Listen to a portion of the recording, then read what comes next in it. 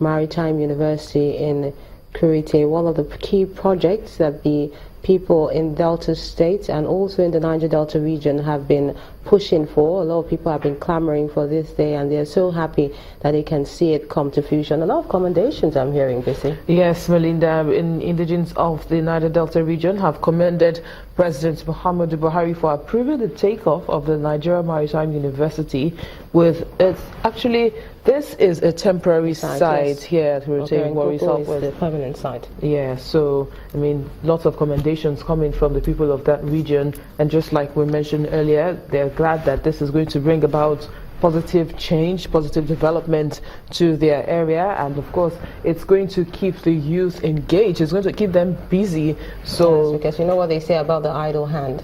Exactly. So we don't want no idle hands, especially from this region. There's been a lot of reports of restiveness, and that's why this Niger Delta Peace Tour, which is beginning in Delta State, is really close to the president's chest. They say he guards it jealously because there's several initiatives in the past have failed to end the attacks on oil installations, and this has affected the production output of oil. It has dropped since 2016. So this visit is to restore the people's confidence that the government is ready to walk the talk. Yes, Melinda, talking about walking the talk, let's give a little background of how the university came to be. The Nigerian Maritime University, Delta State, was one among other newly established high institutions of learning, and that's one of the achievements of the past administration led by Dr. Goodluck Jonathan. Well, the university is set to commence full academic activities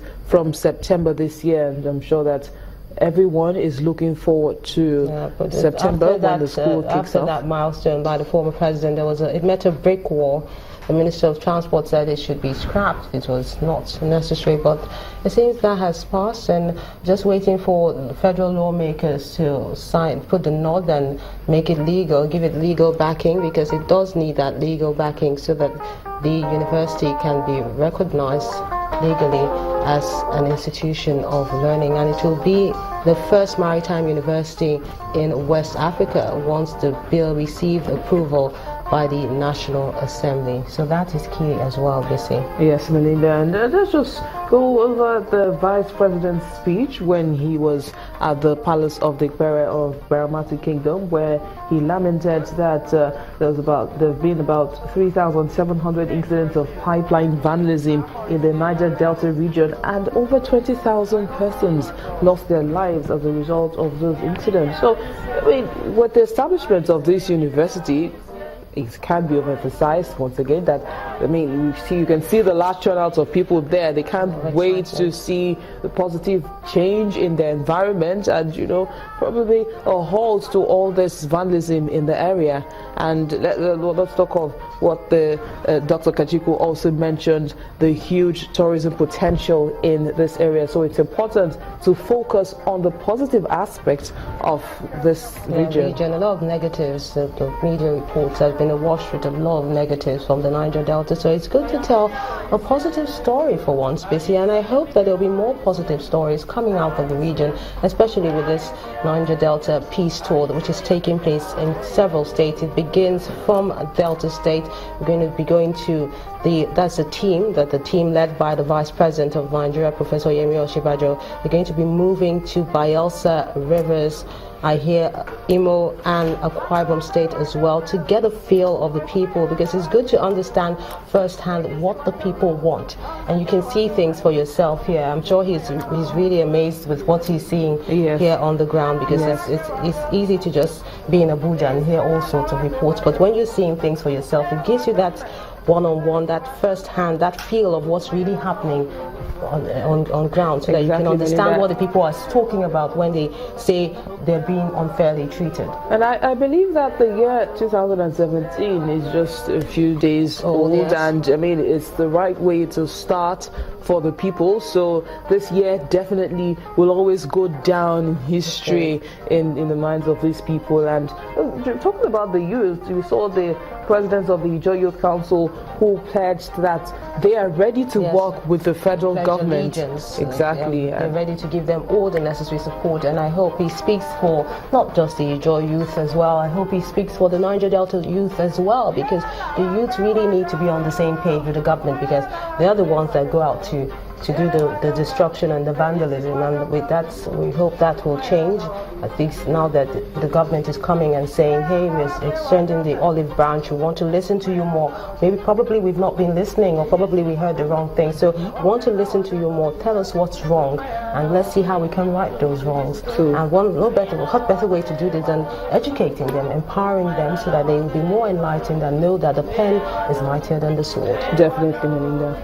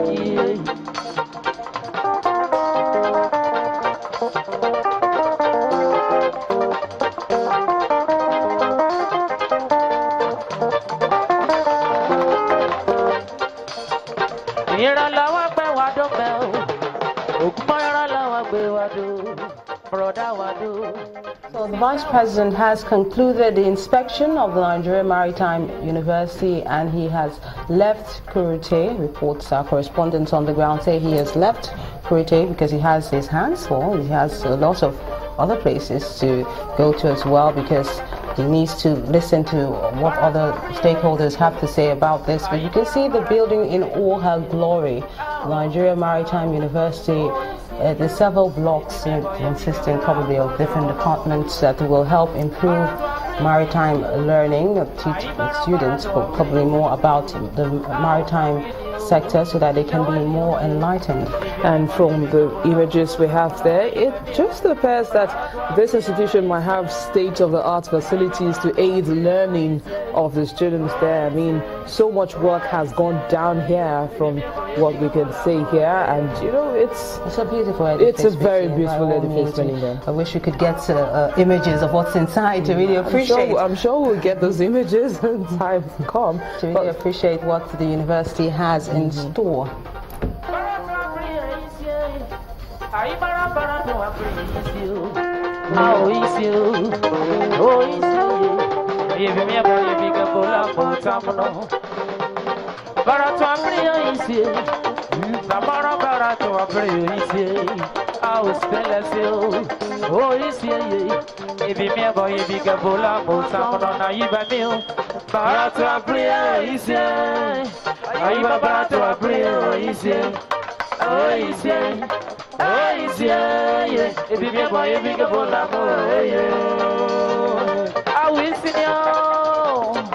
Are you ready?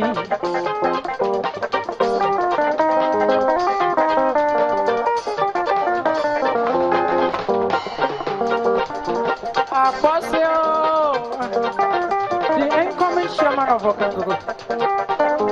Are you there? Victor's online and Bravo and a minute ago, so you will let me up. Let's tell you more a bit about the people who will be running this university. The first Vice Chancellor of the newly approved Maritime University, that's the one in Okerenkoko in Delta State.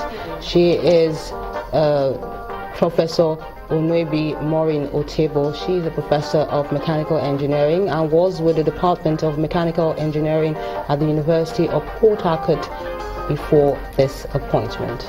Of course, the Deputy Director of Information was the one who made the announcement of those who will be running the affairs of this university, and that was as far back as May the 20th in 2015. She will also be working with a registrar. His name is Mr. Nathaniel Eserogene at the Maritime University in Okere-Nkuku. That is the permanent site. This is the other site, the take-off site, which is in Kuruje. So the people are showing that they mean business. So just in case the Okere-Nkuku site does not accommodate all the students and all the equipment, they're also saying we have somewhere in Kuruje and we're ready for learning. But with the images I can see here, I mean, one